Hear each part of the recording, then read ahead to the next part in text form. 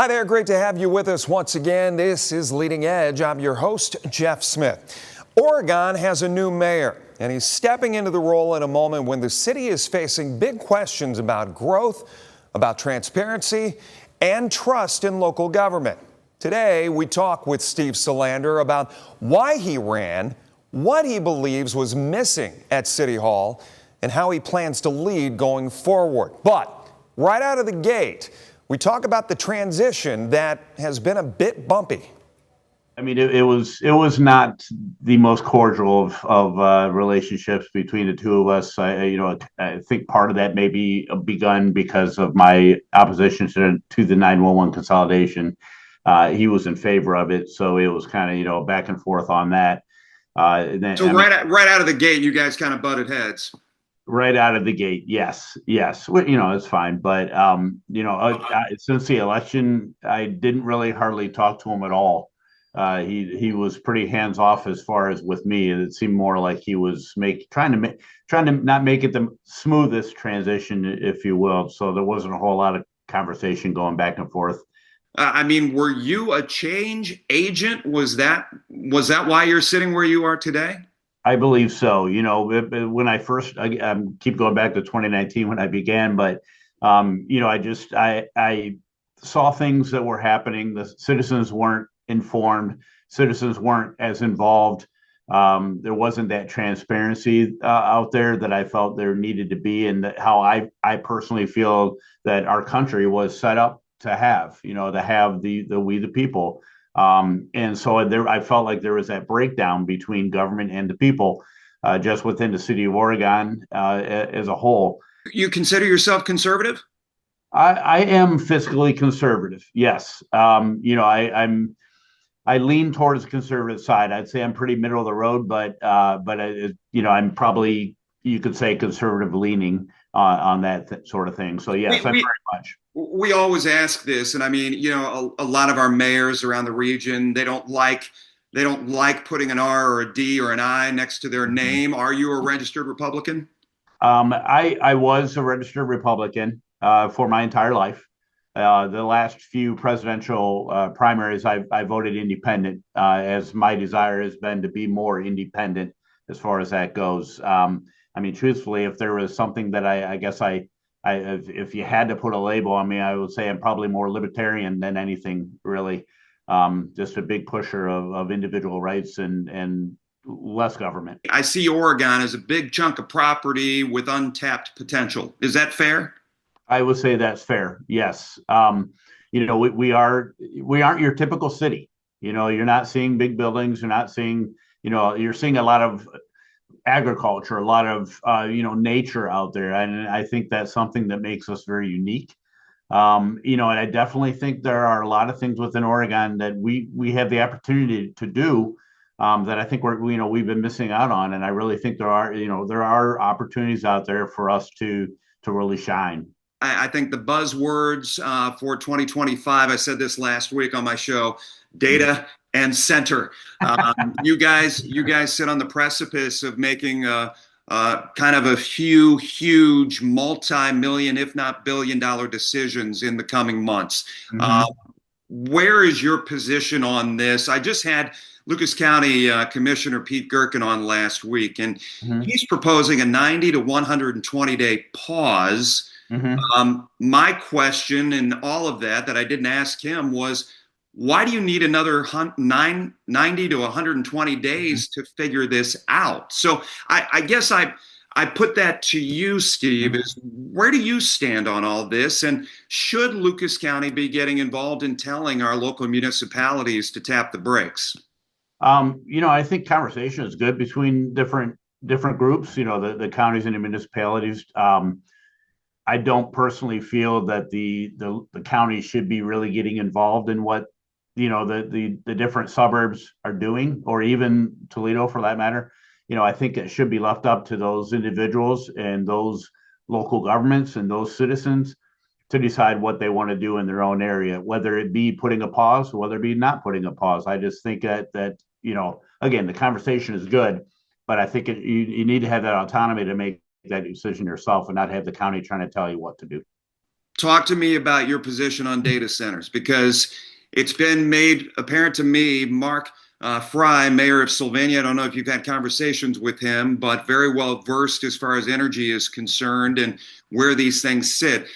He has said your electric rates are going up whether you get a data center or whether you don't get a data center. However, when you compare and contrast a Jeep project pumping out $10 million in tax revenue to a data center pumping out 20 million, double that.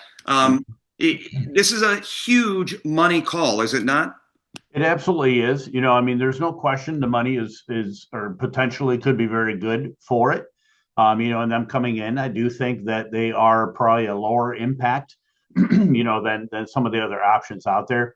The thing that makes us unique in Oregon is that the area that they're looking at is an industrial park. When you go out there and you look, you see the farm fields, you see agriculture, you see residential out there, but that truly has been zoned, as an industrial park. And even part of our comprehensive master plan, which I was a part of the steering committee for that, which that'll be coming before council here pretty soon in January, that's been set aside to continue on as being an industrial park. So it's unique in that fashion. Now, the other side of it, I think we need to look at is we need to, obviously the financials, again, are very good, but we can't ignore all the other concerns that our citizens have and just base it off of financials. I think that it is very important that we do have the conversation and we allow those citizens to be heard, and take those into consideration when we're making our decision. And coming up next, so you heard it right there, millions, maybe even billions of dollars on the table and no easy answers. In part two, Steve weighs in with more on data centers and the county involvement question and some recent controversy inside City Hall when Leading Edge continues. Welcome back. The biggest decisions ahead for Oregon could reshape the city for decades, from massive data center proposals to internal questions about how City Hall operates. In part two of our discussion with Mayor Steve Salander, we dig into development, local control, and the controversies he's now tasked with navigating. But first, if you watched last week here on Leading Edge, Lucas County Commissioner Pete Gerken talked about proposing a pause on data centers in the new year. I asked Steve about the county's involvement. I'm very cautious of the county's involvement in things. Again, I keep reverting back, but that's where I started with the 911 consolidation. I think the county came in there and it was a money grab there, and things had not panned out the way that it was sold to the different jurisdictions. So I think we had to be very cautious of that. We had to be very, knowledgeable, know that obviously the county has some fiscal issues right now, some concerns. They have a jail they want to build, and so forth. So, we had to maintain, I'm a big push again for that autonomy of our own city, being able to decide for ourselves what we need is best. And I think that's true of any jurisdiction. It kind of goes back again to my views of individual rights. That goes for a person as well as it goes for a city, and I think the city has to maintain that freedom in it as well. And just be cautious, ask those questions, and make sure that we're taking care of ourselves first in there, and don't let the county sneak in. Some people talking about sunshine law violations. How deeply involved are you into looking into this? Is there an investigation underway? Where does it stand right now, Steve? So, as I stated in the last council meeting that we had, that I'm going to have outside counsel do a legal review of it and give a legal opinion on the standings of that, and I'm going to follow through with that. We haven't yet actually begun that, so it's not underway as of this present moment, but we're moving towards that and getting things in place to be able to do that. It isn't about, and I said it again in the last meeting, it isn't about Mr. Andrus, and his appointment. I mean, technically speaking, I went with the word of the charter, but it's more about that conversation that the four council members had prior to, and their amount of knowledge of what was happening. I think it needs to be reviewed. I think accountability is another big one for us, and we all had to be held accountable for our actions, including myself. And so I just think, I look at it, I was talking with some other members here, like an audit. It's not a bad thing. It's a matter of we need to have an independent, just look at it and say, maybe they come back and they say, you know what, everything's all good. There were no violations. Excellent. Now we know that and we can move forward and learn from it and become better because of it.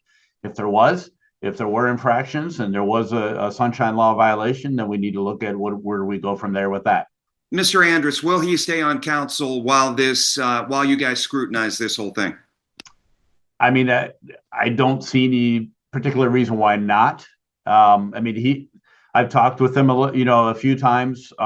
He's got quite the background with engineering and surveying and all that. So the decision at this point, I think, is going to be up to him if he decides to stay or not. But I've also, I've said to him that I'm more than happy to help him through the process. I know what it's like coming on brand new, and I feel bad for him that he's coming on like this with the cloud hanging over his head.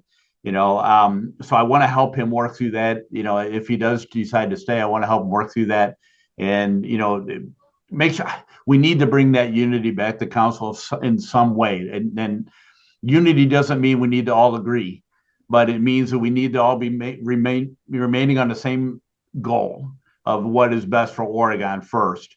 We can have different ideas on how to get there and discussions on that, but we just need to have that unity. And I don't want him to be having that cloud hanging over him and feeling that stress and anxiety, because no, I don't want anybody feeling that way. You guys are all battling against each other. Sylvania, Maumee, Oregon, Toledo. You're all trying to find that diamond in the rough to bring them in, increase your tax base, help out the schools. Right. Where is Oregon on this? Are you leading the pack? Are you behind? Do you think you need to do more? I think we're doing pretty well on it overall as far as within the process of it. I think we're doing, we're staying ahead of it. It seems to me as my feeling on that, as far as bringing in that big thing. I mean, the data center is worth having that discussion about. I think we do need to look at the full picture on it. But I think that's the big one right now in this discussion, and the one to be looking at. I mean, it's making national news with the data centers as well as local. So we just need to be cautious with it. We don't want to make that jump without thinking through things and making maybe a poor mistake or a poor decision. But I just think for Oregon, we need to. I don't want to just focus on industry. I want to make sure that we have a lot of unique things here with the lake and the birding and everything else like that other places don't have. So I think we need to look at that big picture and not just simply focus and put all of our eggs in one basket. We need to have a contingency plan on that and some secondary ideas. And again, I don't want us just keeping our minds focused on one thing and let everything else fall by the wayside either. We've got two of our suburbs that have been going sideways a little bit politically. Do you guys consider yourself in a better position than Maumee is? I think, Maumee's doing a great job. I mean, I think the thing with them is they've also had the desire of the citizens for change, just as we have out here in Oregon. It seems to me that their local government has kind of embraced that change a little bit more. So I think we can learn from it, and we should learn from it. Not to, we want to make the best situation possible. I look at everything we have going on right now, and I know people tell me, oh my gosh, you've got, a fire, all these fires. I see them as opportunities. I think we can really, truly come out of this stronger and better than we were before. And I believe we will. We just have to work together, and it's going to pull us all together as a team. And I think that's what we need to do, and just take this as a vision of an opportunity more than a struggle.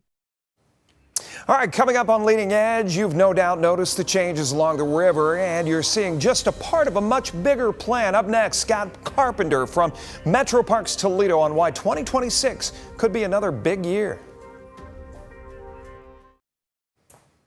Welcome back for this week's Leading Edge. Few organizations have changed the look and feel of Lucas County more over the last decade than Metro Parks Toledo. As the Glass City Riverwalk reaches a major milestone, we are joined today by spokesperson Scott Carpenter to talk about what's been built, what's coming next, and why access to nature matters more than ever. We're coming off of wrapping up a 10-year period where we opened 10 new metro parks, which more than doubled the number of metro parks. The thing I'm most proud of, though, is that this goes back a couple of years, but by opening those parks, we now have a metro park within 5 miles of every home in the county. And that's not something that most counties can say. Talk a little bit about 2025, and obviously for us being located downtown, we saw a lot of the progress that was made along the river. Was that the benchmark moment for metro parks? Yeah, sorry about all the noise, neighbor, but this spring we're going to open the next phase of Glass City Riverwalk, which will put us at the halfway point of this historic project to transform the downtown and east side riverfront. We'll be announcing details pretty soon, but it'll be this spring. And so what's under construction, all that noise, all the racket you all have been dealing with at the station, will be open. The bad news for you is that we still have 50% to go, and you're really close to that 50%. So there will be more construction through the Vistula neighborhood where your station is located. And that's very exciting as well. That would be the area directly across the river from Glass City Metro Park. Let me ask you that. I mean, it's not a jump to say you've been around for a while. I've been around for a while. But I mean, when you talk specifically about what is being done just to the east of us and trying to encapsulate all of the Vistula neighborhood and and I'll just say bring it all back online, right? I mean, talk about board members and what they see and what they say as far as that part of the project and how important it is. The word that our board members and our director use often is transformational. We have talked for 30 years that I know of about redeveloping our riverfront, especially the east side. There have been numerous plans announced over those years that never came to fruition. And now we have Glass City Metro Park, which has been a phenomenal success. It's exceeded our expectations.